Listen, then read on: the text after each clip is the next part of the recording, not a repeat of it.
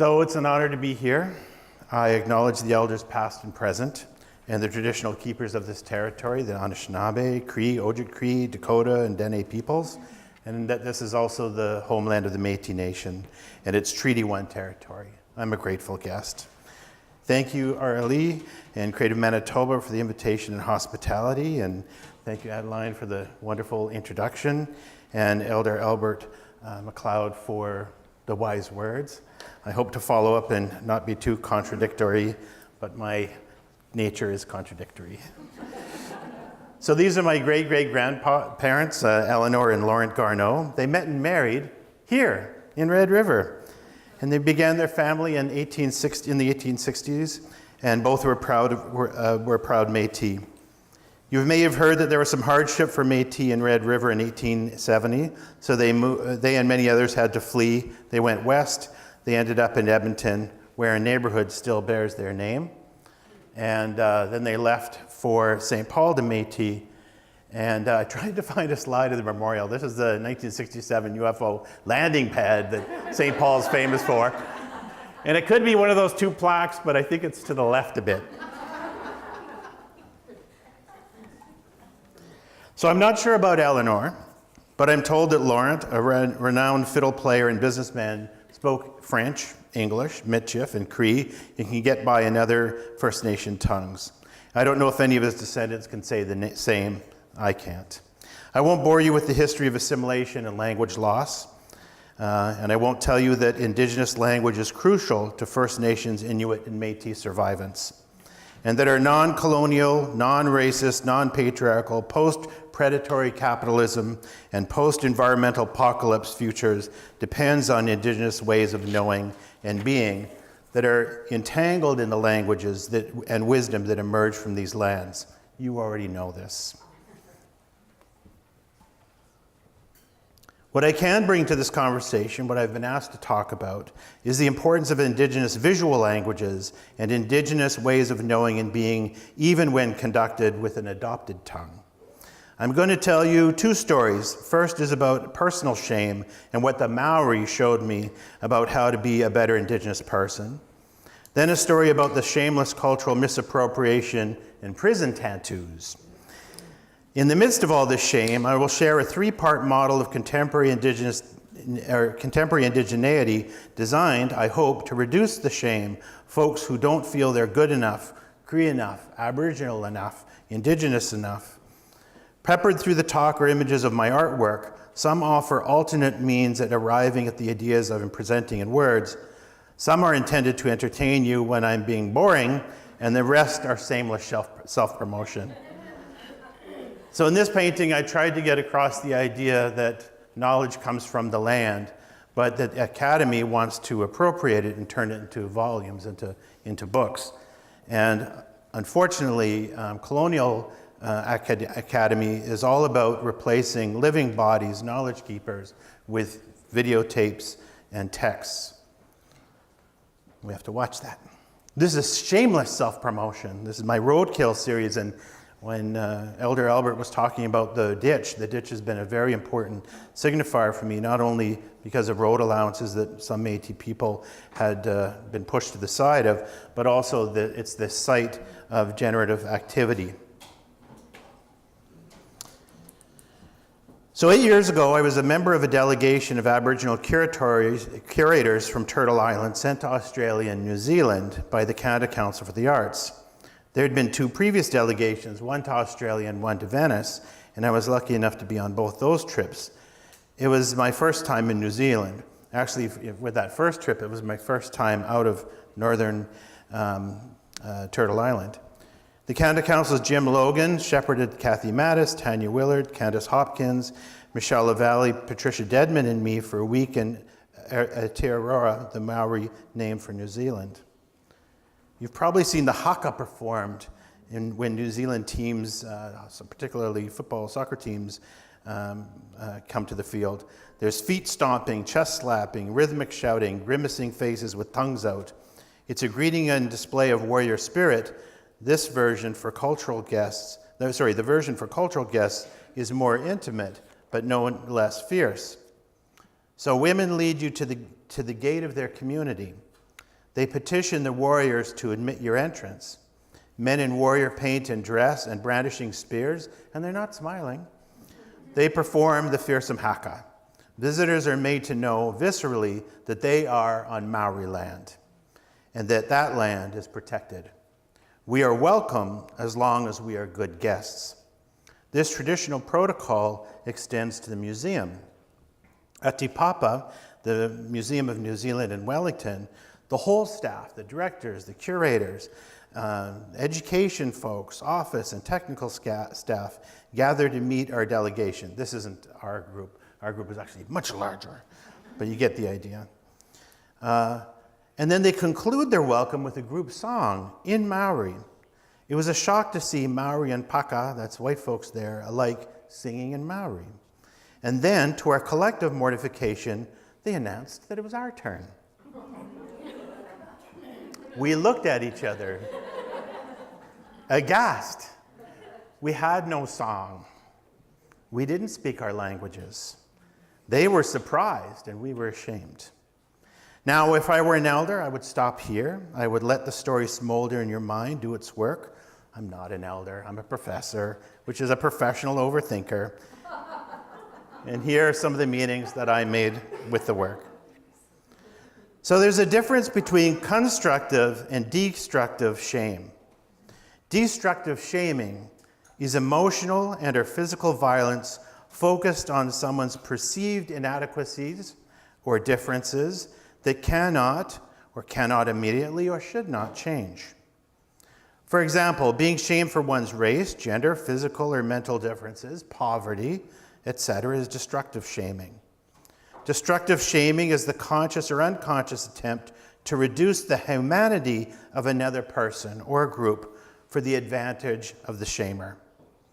Constructive shame, however, is when we feel a personal shortcoming that we can change and it's revealed in public. When we fail to live up to a standard we approve of and we aspire to, and that weakness is recognized by others, we have a physical reaction. Heating, anger, then freezing, immobility, the desire to lash out or disappear. If we can live through the anger, through the drive not to exist, avoid acting out of rage or fear, if we have time to retreat and assess, if we can find value in the critique, see it as a loving prompt towards an improvement we agree with, and if we can work towards the improvement, then shame is a constructive emotion. That's a lot of ifs. Only if things were ever this way. Shame is pain. It's easier to lash out at the one causing it than to work through it. It's easier to withdraw than to do the heavy lifting required to be the person we want to be.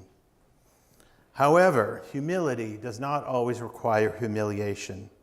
A desire to be better, make better, must include an impersonal analysis of the situation before launching towards change. We need to determine whether the shaming is constructive or destructive, whether it is designed to reduce or improve our humanity. Well, I knew most of the delegation members before the trip. I didn't know that none of us spoke our languages. None of us knew traditional songs. The Maori held up a mirror to us. What sort of Aboriginals were we? We were Métis, Shlepton, Carcross Taglish, Ojibwe, and Tuscarora artists, writers, and curators who, to varying degrees, by getting degrees, had made it in the curatorial, educational, and cultural display industries. We were successful enough to be invited on this trip, but clearly the measures of success were settler culture ones. Who got to go on the trip? Who were the Aboriginal curatorial delegation from Canada? Not Indigenous language speakers, not traditional people.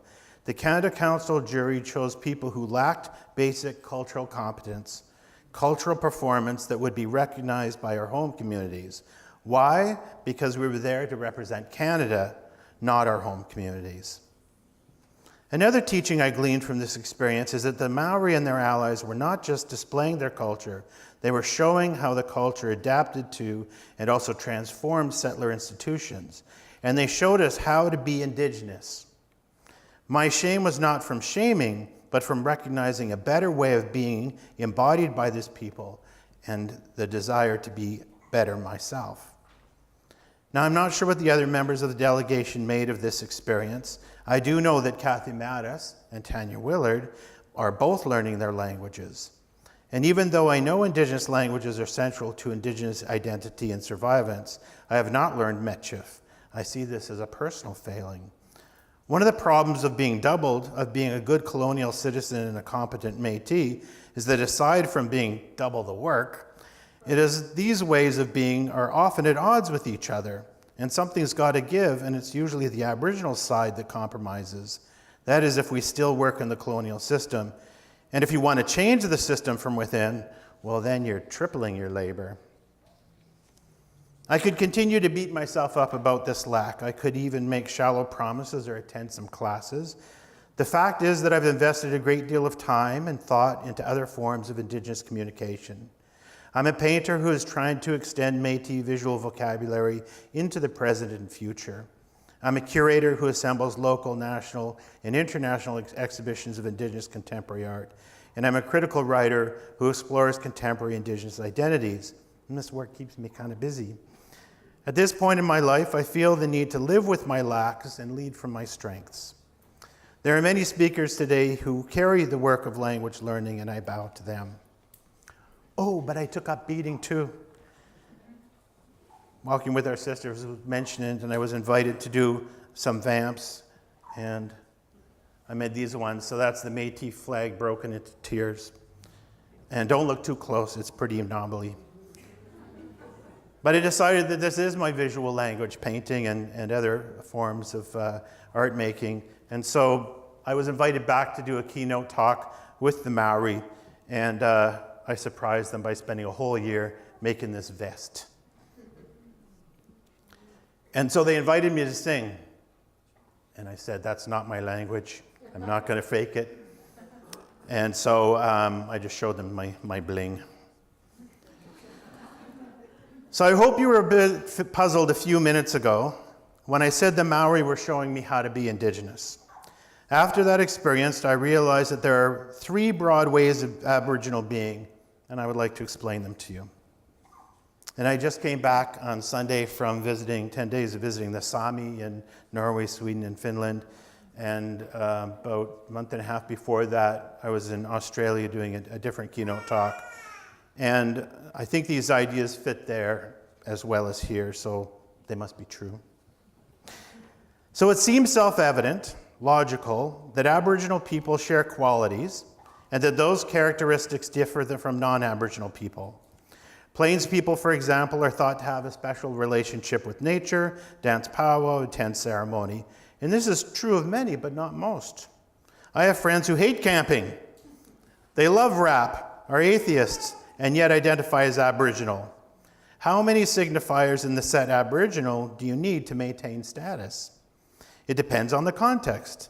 In northern Saskatchewan, a light-skinned, blue-eyed, short-haired, English-only speaking agnostic urban Indian who won't eat moose, let alone hunt one, may be accepted as Aboriginal, but not regarded a good dene.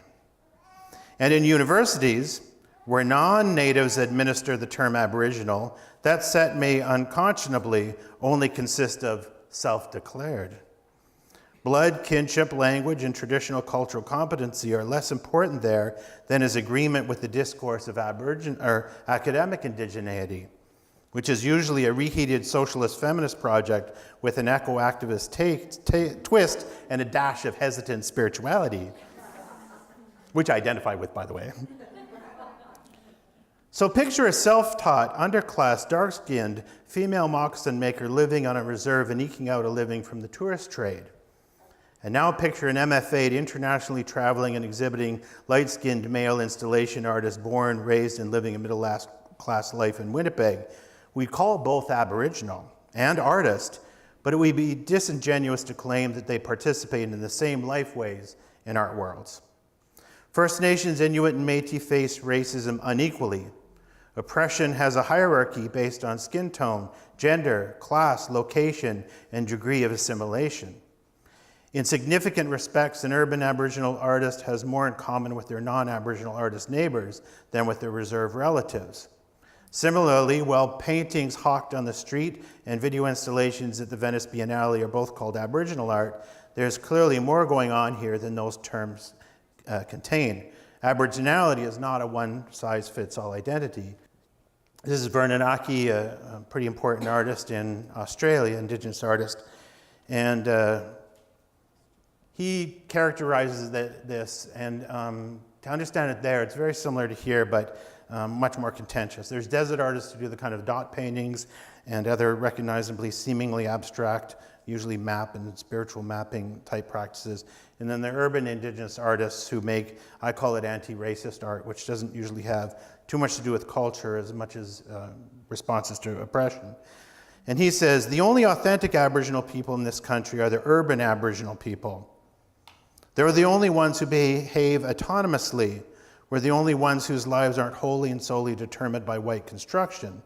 Now, what's happening in the deserts and remote communities is that people create art that they try to live their lives in a way that correlates to the romanticized idea, and it's a white construction.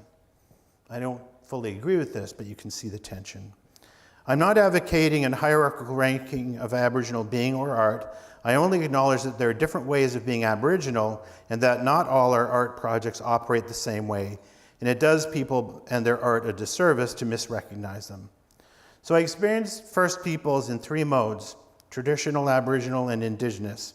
Each term houses a different set of preferences, subject positions, economies, and discourses. As social phenomena, they exist simultaneously. As identities, they oscillate within individuals. We're not the same person in every setting. I'm working on a big public art project for Edmonton, for a bridge, 400 paintings, and Jerry and Joanne are among the people, and the Métis there and the Papache's Cree are advising me. And so Jerry and Joanne signify as traditional people, I'd say.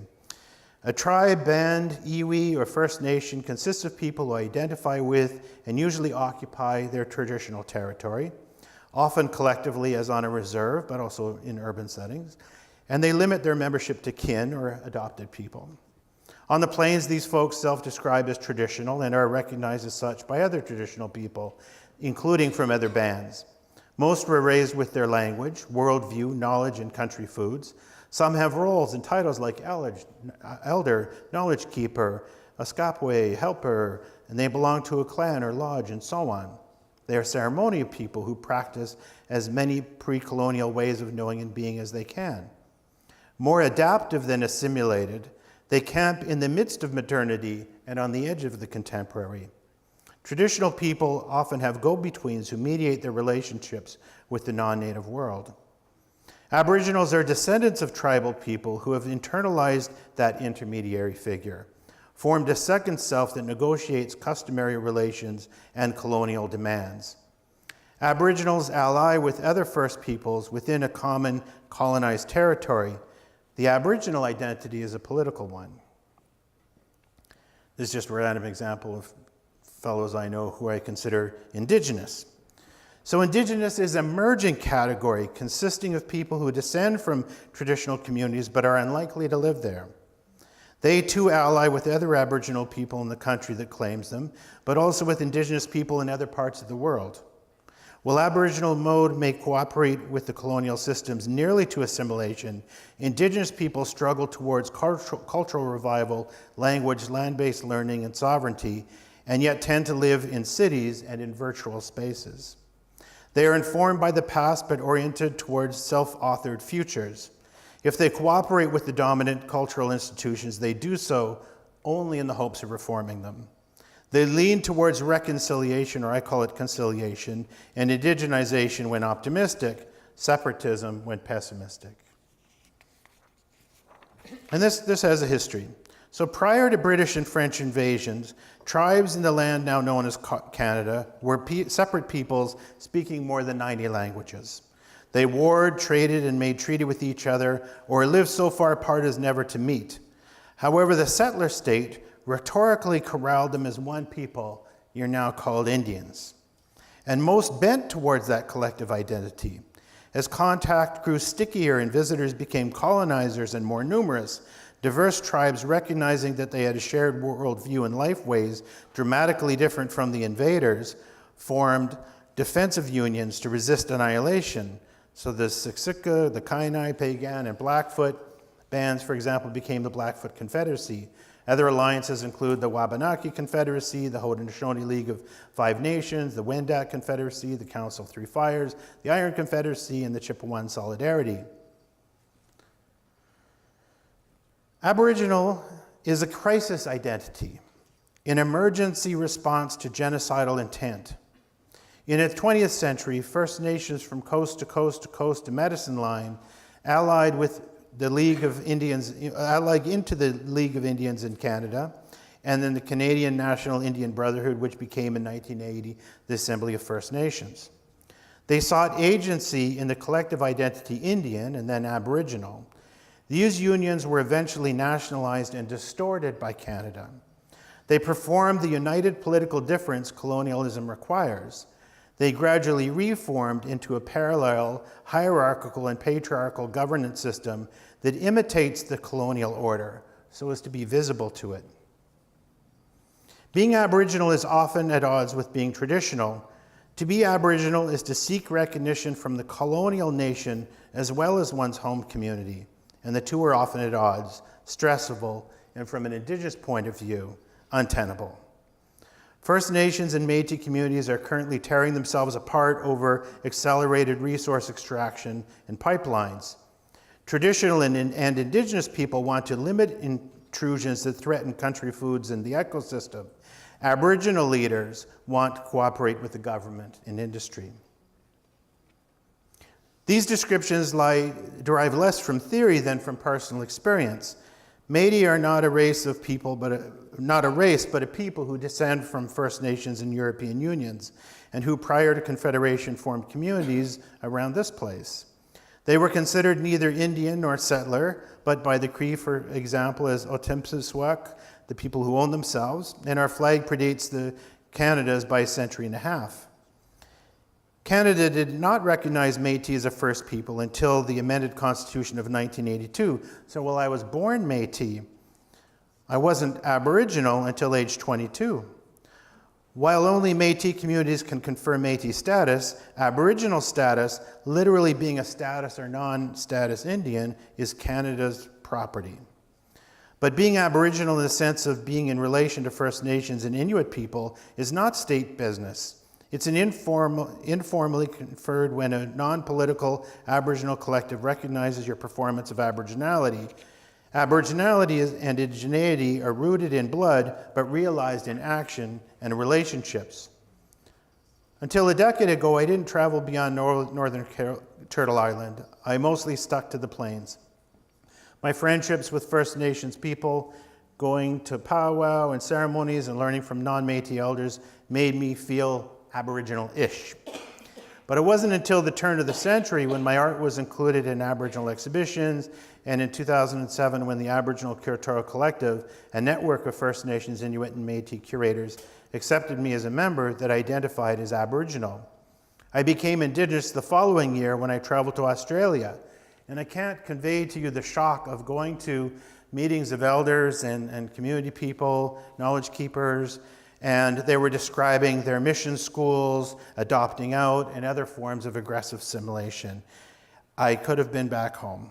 We share parallel histories, and central to the Indigenous condition is recognizing how social formation and deformation is not just local phenomena, but part of a continuous international strategy. So I was in northern Norway, and they still have reindeer herders there. They live in houses, but they on the snow machines, they herd these reindeer. And the government is trying to limit their herds from 1,500 to like 450 in one case, and it's not sustainable. And so this artist did a piece where it showed her brother, who cut off all the heads of his reindeer because he had to call them by the government, made a big pile of them, and then she showed another light box that showed in Regina and other places the pile of bones from the buffalo, and showing how this is a continuing practice. It's uncanny. It's commonly thought that when the words Indian and Aborigine became overripe with negative associations, they were replaced by the term Aboriginal. and when that term soured, the less freighted indigenous was adopted. However, these are not synonyms or simply rebrands. Each name announces an emergence of a new mode of being. When asked if he was black, Cornel West replied, "When I say I'm a black man, I'm saying first that I am a modern person, because black itself is a modern construct. 100 years ago, I would have said I was a colored man." He explains, "We've come up with various categories, including black, as a way of affirming ourselves as agents, as subjects in history who create, initiate, and so forth," close quote. Indigenous, like black, similarly manifests agency. As a collective noun for Aboriginal people, Indigenous was cemented in the global imaginary in 2007 when the United Nations adopted the Declaration of the Rights of Indigenous People. More than a sum of its tribal and Aboriginal parts, Indigenous is a collective consciousness and the communions that arise when diverse and distant peoples find each other, discover how they are shaped by common colonial strategies, learn how they have coped and flourished, and together plan non-colonial Indigenous futures. Indigenous is the name given to contemporary persons, spaces, and processes in those moments when they are informed by tribal and Aboriginal aspects, but operate apart from them. The Indigenous are bodies, places, and ways of being that emerge from customary Aboriginal and settler cultures, but strive to be neither fully traditional nor colonial. Indigenous is a third space, sovereign sites within settler territories, not places of assimilation, but contingent spaces where the Indigenous is performed, critiqued, produced, and reproduced as a contemporary phenomenon.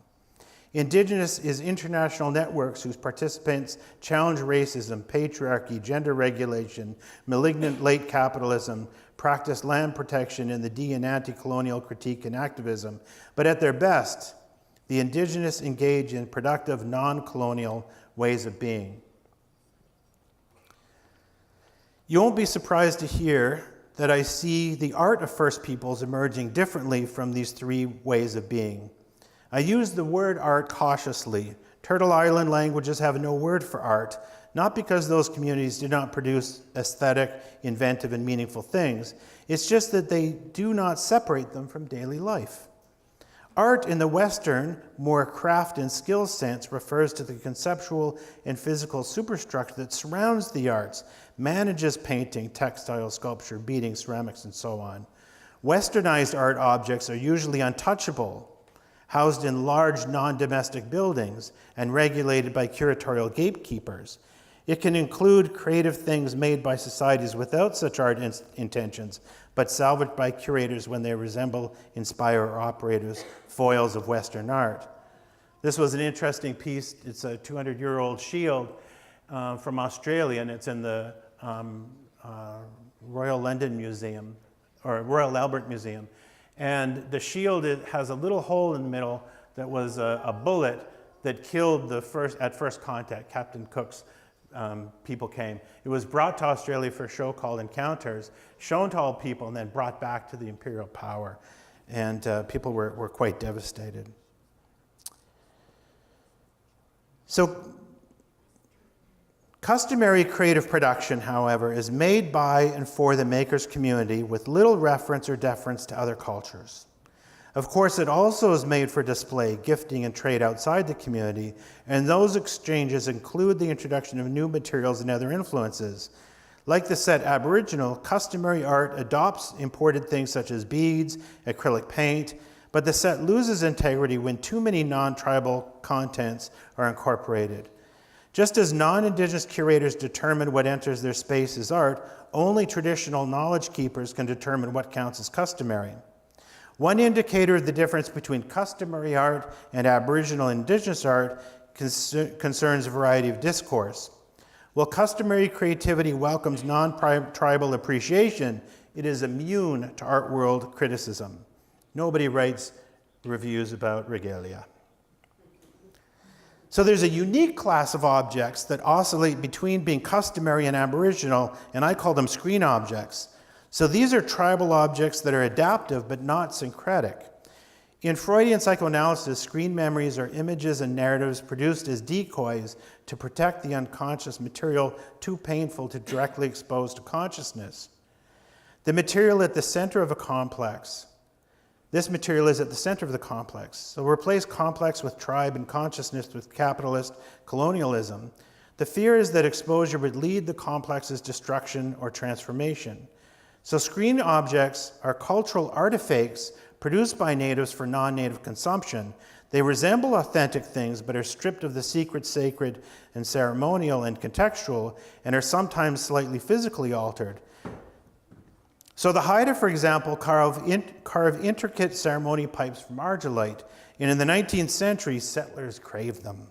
To meet demand, but not betray the real things, carvers made exact copies, nearly, except they bore the bowl and then the stem, the holes came, but they never met. So collectors could own the appearance of what they desired. I think I got another one. They could own the appearance of what they desired from the other, their art aspect. But the real thing, that's living relation, its context and use, its haptic meanings, and spiritual essence remained protected. Under colonial occupation, screen objects are the largest cultural output of traditional peoples. In some places, these unreal things not only shield the real, but they threaten to replace it. When Western art teachers and agents and markets inform First Peoples creative production to the point where the work, its reproduction, and commentary circulate primarily in and have more meaning for non-native consumers than for the artist's-own community, we have a right to call it Aboriginal art. Such art is syncretic, a conceptual, sometimes physical co-production between First Peoples and settlers. If Aboriginal art is epiphenomenal of colonialism, Indigenous art is a deliberate product of Indigenous discourse. Indigenous artists typically play with traditional and settler forms without settling into either mode. And of course, we have to bring up Kent Monkman again. Many other modern and contemporary styles to convey Indigenous content. And Indigenous curators often bring customary creative things to art spaces in order to unsettle the dominant cultural assumptions about the boundaries of art, craft, and anthropology. What makes these folks Indigenous is that they're self-conscious agents performing creative sovereignty as an extension of conversations that exceed themselves, their traditional society, and occasionally elude the dominant art world. So as hinted earlier, other than assimilation and extinction, there are two paths forward for Indigenous peoples: separation and negotiated participation. And you might have noticed this kind of gendered. Male academics, the He-Man Indigenous types, there's two of them, tend to talk about separation and warrior culture and all that. But if you've noticed the heavy lifting of indigenization or decolonization, it's a gendered, female, queer project. Look in the room, please. Men are not doing this work. But there's a dark side to it, though. The dark side is the males, Indigenous straight males who are left behind. Go to the university, 80% of Aboriginals who graduate are females because they've got the feminist support structure. Not so for men. And they don't recognize themselves in that space because indigeneity, the academic version, is a feminist socialist project. And it doesn't know what to do with masculine energies. Okay, where was I here? Okay. So my mom used to work in a penitentiary. She was a calligrapher who taught these tough men delicate lettering. The inmate artists, who called themselves the pen pushers, were popular because for a fee, they would make exquisite cards for their friends to give to their sweethearts. They were also famous for their inventive tattoos. One fellow whose left arm was missing told my mother the story of a double misappropriation. Years ago, he was in San Francisco tattoo parlor admiring some flash and had it reproduced on his arm. He was happy. Life's progress sent him to prison where his ink was much admired. Among the curious, though for proprietary reasons, were members of an outlaw motorcycle club who noted the tattoo was one of theirs. And later that night, they retrieved their property. So not all appropriations are theft. Appropriation is the making of one's own something that belongs to another person. But theft is misappropriation, the acquisition of property without either the rightful owner's permission or public sanction. People misappropriate cultural property because they are ignorant or assume they can get away with it. It is currently popular to get tattoos from cultures not one's own. And those who do had better watch out for Haida bikers. Every picture you can make in your mind or on canvas is informed by previous images. Art depends on borrowing, combining and reworking things already seen. If all were equal, the art field would be a polymorphous give and take across cultures. However, the playing field is uneven. Some people have more access than others to money, materials, visual resources, education, travel, and markets for their products. When privileged persons borrow visual ideas from less enfranchised people, such takings are not simply expressions of creative license, but are also an exercise of power. Some wonder why Indigenous artists are applauded when they appropriate or distort Western cultural images, while white artists who are, quote, Aboriginal images and styles are pilloried. Contemporary Indigenous artists are bicultural.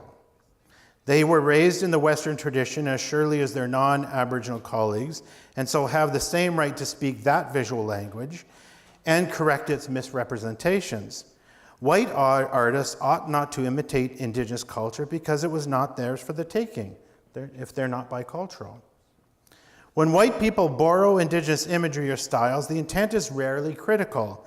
It is for gain, financial, social, or spiritual.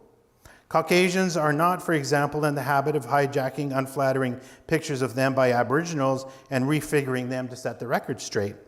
There's no need. The dominant culture produces innumerable images to reflect the many possible selves, some good, some bad, but there's plenty to either choose or ignore. Indigenous people, however, are represented less frequently, less accurately, less flatteringly, and with less range. Until recently, Aboriginals were typically pictured as savages, antiques, or the ever-popular deficient subjects in need of charity or correction. There's no wonder that some contemporary Indigenous artists make an industry of correcting these mistakes and providing better examples.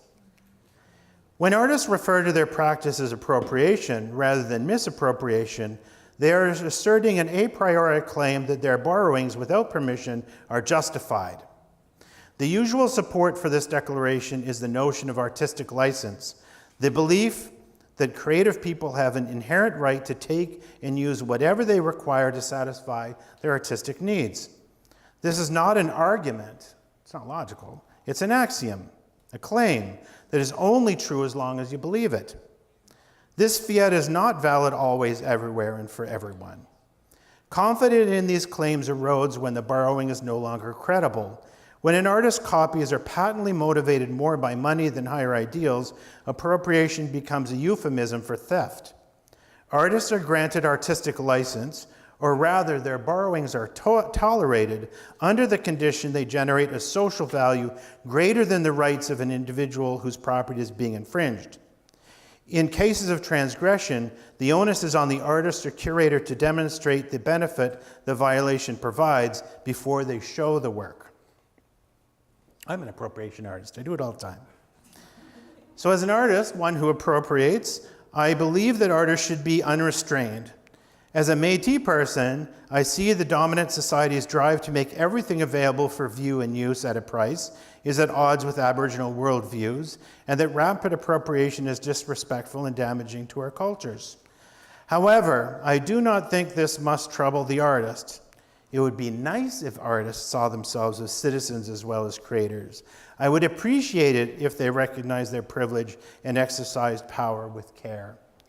But I know that ethical behavior is not a necessary condition for being an artist. Ethics is, however, a requirement for curators. In their studios, artists should do as they please, but publication of their work is another matter, a social matter. When cultural misappropriations are shown in public galleries, the work is no longer the expression of an individual artist, but it becomes a state-sanctioned event. Artistic license and freedom of expression are concepts, not facts. These beliefs must not be blindly supported by their merits, but must be demonstrated if they are not to decay. Some artists stress the limits of these ideas and occasionally go on the pale, or at least where we thought the pale was until they exceeded it and we had to catch up. A curator's job in these cases is not as proof of the freedom of expression to admit any work simply because it violates a taboo. There must be better reasons. Their work should only be admitted if the curator can balance the reason for its display against the potential harms to the culture it appropriates.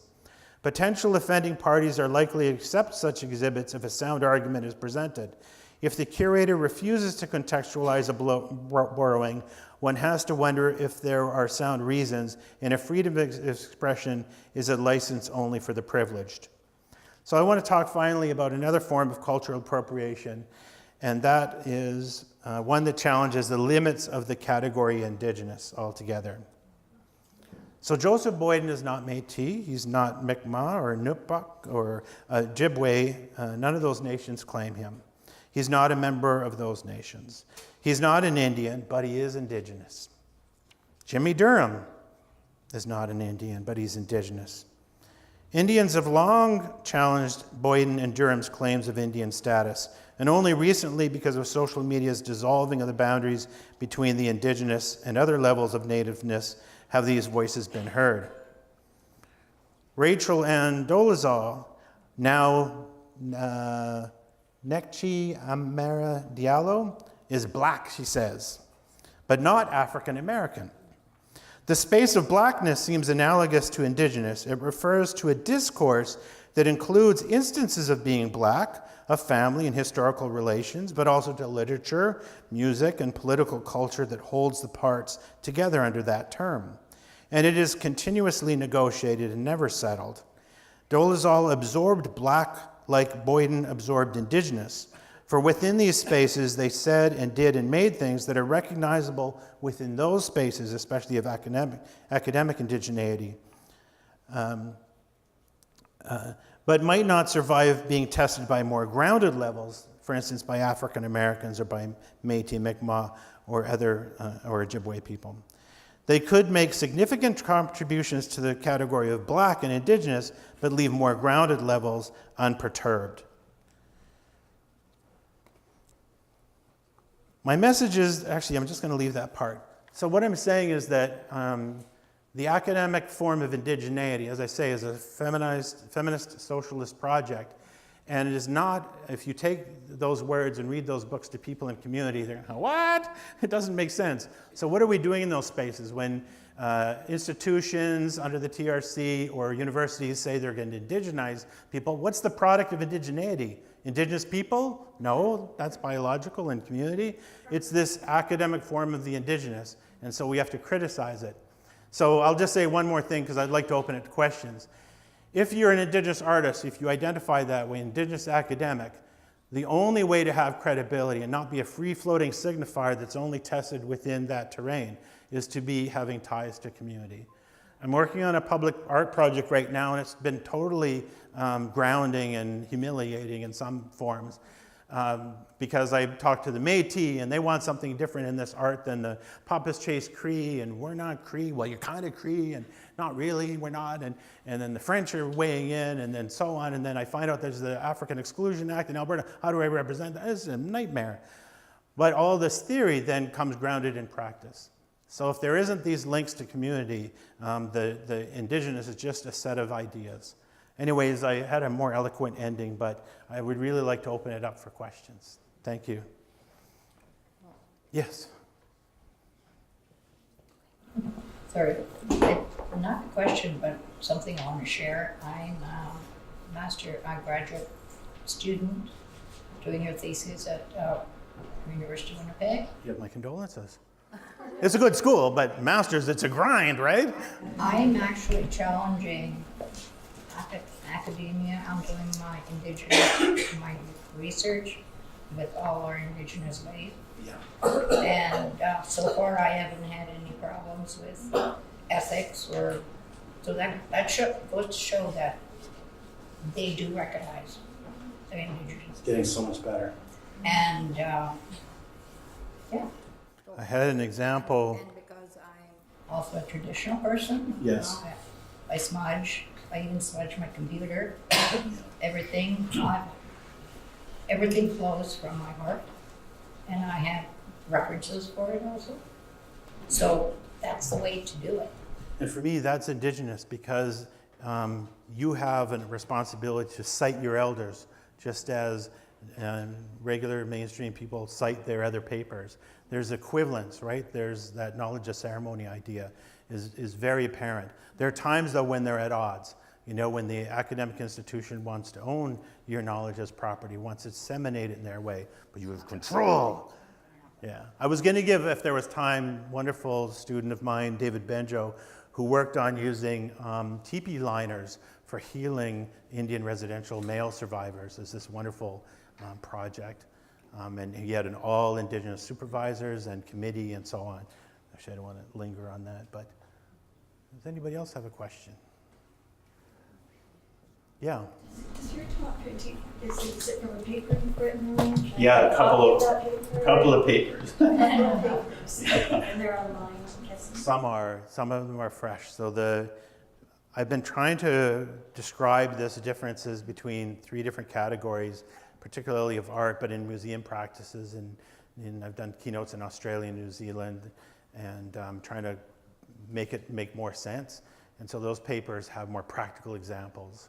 So yeah, there's stuff, and if it's not online, I can send you something. Okay, that's great. I wanted to also thank you for your acknowledgement. I'm really struggling with land acknowledgements right now because every event that I go to, there's an acknowledgement, and they seem to have become somewhat rote and very superficial, and the meaning, I think the original meaning behind them is lost, and I really appreciated the substance and the You know, and I don't care, because, not I care about what you're saying, but I heard this military officer, and I can't remember, I did a talk in Kingston, and I could have been there. Anyways, he was talking about, I won't give the topic, I'll give them away, but the idea was basically, I want you to behave in a certain way. I don't care what you think about it. Right? If the street signs are in Cree and Michif as well as English, that's good. I don't care about the intent of the person who made the sign. I want you will transform by saying that prayer over and over again, right? You can't say that and walk away from it. You might in your heart, go like this behind your back, but that's going to be tiresome after a while, and everyone will get used to it. I've certainly seen, I think it started in New Zealand, then Australia, and then here, and since I was in Sampi territory, they're very shy about doing it too, because it's calling every white person out to declare that it's unceded territory. And what side are you on? So yeah, as soon as you acknowledge that, then we know that you're taking the side of the local folks, right? It's very important. Yeah, I agree. I just find that, there's not even a breath that's taken between the acknowledgement and the... I want them to cry too, but I really do. I'm sorry. But it's not a requirement.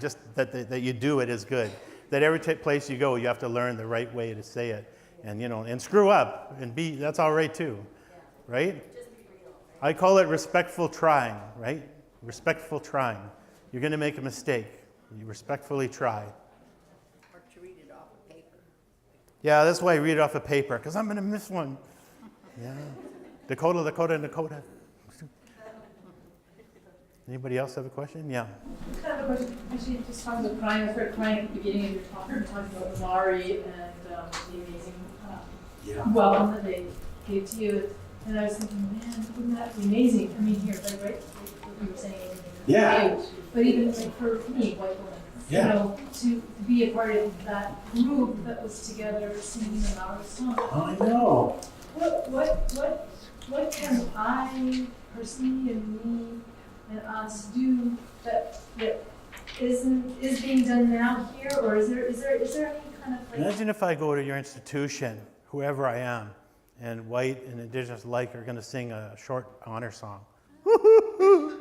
I'm going to come to that space in an entirely different way, entirely different. When the room's smudged, I got to take the edge off my certain style, right? Yeah, we're going to act differently. We're going to be more human. But I like the togetherness of that. It was amazing. And, I'm wishing for it. Yeah. She could offer tobacco to an elder that and ask the the same question.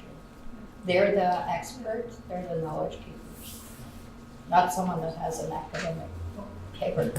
No. And I call this conciliation, not reconciliation. No, you're an expert, come on up. So reconciliation assumes that you were all together and everything happy, and then something happened, and then you're going to get back together again. If you feel as an Indigenous person that there was a better time and you were together, then you're reconciling after this horrible 150 years. Okay, most Indigenous people don't feel that way. So conciliation is a long, ongoing interaction of trying to get this notion of agreement. Not the sameness, but agree. We agree that we're hearing the same things. We can agree to disagree, but that's conciliation. Reconciliation is a rite in the Catholic Church that happens when you sin and you fall out of favor with the community and have to be welcomed back in through your attrition, through your penance. Go to the TRC and watch people tell their confessions. It was so Catholic, it made me weep, right? But it was designed that way, right? It's not about conciliation. But what's great, and I was a skeptic, but what's great is in a lot of institutions, some museums, many universities, true acts of conciliation are happening, and it's individual to individual, not nation to nation. That's Aboriginal business. It's not Indigenous business, and it's not Métis business or Cree business. And who are you among those three categories? Are you merely someone who knows Indigenous stuff? Do you feel it and behave within it, within a community, and humble yourself within those relations? Many academics do. Been working with a group of female, much older anthropologists who early in the 70s sort of turned their back on their masculinist version of their field and became community activists working with Aboriginal women in community in Australia. And I'm just in awe. That's conciliation. Anybody else have a question or a thought? That's it, you blew everyone's mind.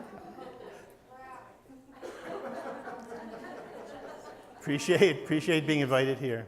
Thank you very much. Okay.